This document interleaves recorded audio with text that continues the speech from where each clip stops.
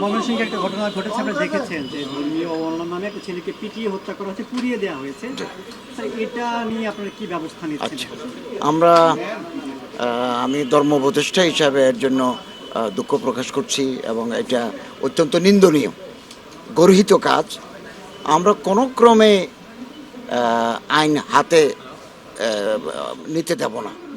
আইন হাতে নেওয়াটা একটা রাষ্ট্রের সুষ্ঠু পরিচালনার ক্ষেত্রে বড় বাধা। এবং আমি আজ সকালেই মাননীয় স্বরাষ্ট্র উপদেষ্টার কাছে একটা টেস্ট পাঠিয়েছি এবং অ্যাডভাইজার গ্রুপেও কপি দিয়েছি যে আমরা মব জাস্টিস কোনো ইন এনি সার্কমস্টেন্সেস আমরা মব জাস্টিস অ্যালাউ করব না।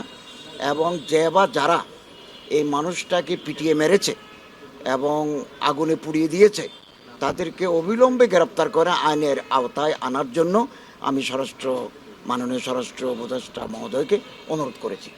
আমরা চেষ্টা করে যাচ্ছি। কথা হচ্ছে যে সব স্থাপনায় আগেভাগে পুলিশ নিয়ন্ত্রণ করা এটা তো একটা কঠিন কাজ। কখন কোন দিকে হামলা হয় এটা অনেক সময় আমরা জানতে পারি না। তো এই জন্য আমরা সবসময় এটাকে নিরুৎসাহিত করি এবং যারা অপরাধী, প্রথম আলো এবং ডেইলি স্টারে যারা আগুন দিয়েছে, আমি গোয়েন্দা রিপোর্ট থেকে জানতে পেরেছি তাদের কিছু ছবি, তাদের কিছু পরিচয় আমরা ইতিমধ্যে শনাক্ত করেছি এবং তাদেরকেও গ্রেপ্তার করে আইনের আওতায় আনার জন্য আমরা ব্যবস্থা নিচ্ছি। সব জায়গায় না, কে কি বললো সেটা তো আমাদের এখতিয়ার নয়। তবে কথা হচ্ছে যে আমরা যেহেতু সরকারে আছি, প্রতিটি প্রতিষ্ঠানকে চলমান গভর্নমেন্ট অ্যাপ্রুভড এরকম কোনো প্রতিষ্ঠানে কেউ আগুন দিয়ে পুড়িয়ে দিবে অথবা মানুষ পুড়ে হত্যা করবে, এটা কোনোদিন আমাদের কাছে কাম্য নয়। আমরা এটাকে অন্যায় গর্হিত কাজ বলে বিবেচনা করি এবং এদেরকে আইনের আওতায় আনার জন্য আমরা বদ্ধপরিকর। আইন শৃঙ্খলা এখন সম্পূর্ণ আমাদের নিয়ন্ত্রণে। কিছু ঘটনা যে ঘটছে না এমন নয়, তবে আমরা যতটুকু এই পর্যন্ত এসেছি আমরা আশাবাদী নির্বাচন যথাসময়ে হবে, সুষ্ঠু, অবাধ, ইনক্লুসিভ এবং স্বতঃস্ফূর্ততার মাধ্যমে আমরা নির্বাচন করতে পারবো। এই পরিবেশ এখনো বহাল আছে। ইনশাল্লাহ নির্বাচন যথাসময়ে হবে। না, আমি আজকে কিছুক্ষণ আগে গেছি একটা প্রকল্পের ব্যাপারে, আইন পরিকল্পনা উপদেষ্টার অফিসে গেছি।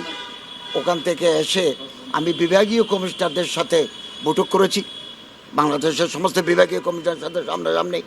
এরপরে বুদ্ধিস্ট ট্রাস্টের, কল্যাণ ট্রাস্টের মিটিং করে এসেছি। এই ফাঁকে আমি স্বরাষ্ট্র উপদেষ্টা মহোদয়কে টেক্সট পাঠিয়েছি। তিনি তো আমার উপরে আছেন, প্রয়োজন আমি ওনার সাথে সামনাসামনি কথা বলবো।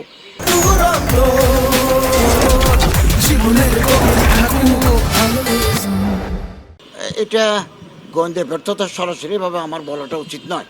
যেহেতু আপনি ক্যাবিনেটে আছেন এবং জিনিসগুলো আলোচনা হচ্ছে, আমি আপনারে বলি এটা পুরো স্বরাষ্ট্র মন্ত্রণালয়ের ব্যাপার। আর তাছাড়া একসাথে কোন প্রতিষ্ঠানে হামলা হবে এটা আগেভাগে তো জানা মুশকিল। যেমন কালকে আমার কাছে একটা রিপোর্ট আসলো গোয়েন্দা থেকে, কাজী নজরুল ইসলামের মাজারের পাশে যখন হাদিকে দাফন করা হবে, পাশে চারুকলা ইনস্টিটিউট আছে।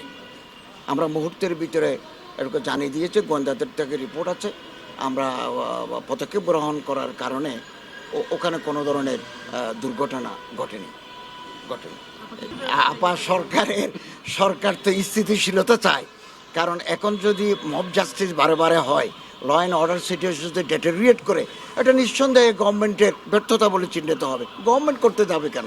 গভর্নমেন্ট তো প্রিভেন্ট করতে চায়, গভর্নমেন্ট আইন শৃঙ্খলাকে উন্নত করতে চায় এবং নির্বাচনের যে পরিবেশটা আছে এটা যাতে আরও সুষ্ঠু হয়। গভর্নমেন্ট তো এ ব্যাপারে সক্রিয়, সরকারি মদদে হবে এ কথাটা তো সঠিক না। এটা আমি স্বরাষ্ট্র উপদেষ্টা মহোদয়ের সাথে কথা বলবো। ইতিমধ্যে বেশ কয়েকজনকে গ্রেপ্তার করা হয়েছে, চিহ্নিত করে গ্রেপ্তার করা হয়েছে। আরও কারা আছে এগুলো তদন্ত করে তাদেরকে আইনের আওতায় আনার জন্য আমরা সচেষ্ট আছি এবং